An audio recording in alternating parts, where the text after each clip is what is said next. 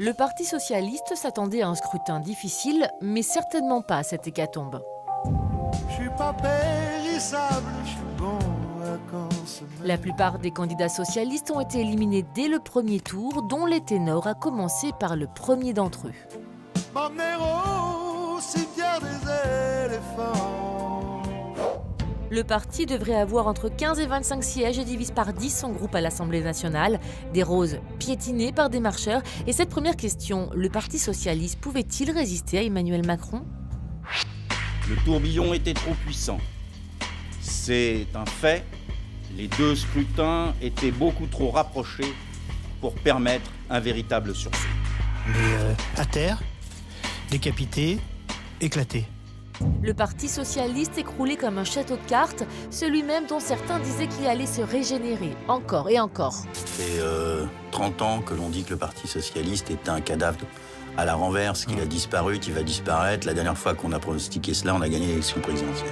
Un cadavre à la renverse dont les divisions laissent entrevoir un avenir difficile. Une heure à peine après les résultats, les premières flèches étaient lancées. La déroute du Parti socialiste, la faute à qui ? Il y a eu une fronde importante qui l'a quasiment impuissanté pendant 5 ans. Avec des débats au sein du Parti socialiste qui ont été un élément de la déstabilisation globale. Des frondeurs qui d'ailleurs se font balayer. Ils se font balayer, mais ils continuent à donner des leçons, c'est ça qui est bien. Vous avez voté pour un candidat En Marche Oui. ou pour un candidat socialiste? Pour un candidat En Marche. Pour un candidat En Marche? Oui, absolument. Pourquoi pour un Oui. candidat En Marche? Parce que c'était une bonne candidate. Défaite cuisante, règlement de compte, difficile d'appréhender l'avenir et ceux qui semblent en avoir un seraient déjà en marche pour la réussite de la majorité présidentielle. Le Parti socialiste, un point et la rose, ça a vécu. Et c'est un choix de clarification entre ceux qui veulent la réussite de ce quinquennat, la présidence d'Emmanuel Macron, pour construire et pas pour détruire.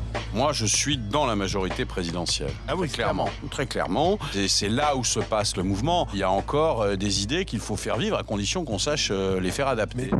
S'adapter, mais jusqu'où ? Et cette question qui fâche, le Parti socialiste pourrait-il évoluer sans se renier ?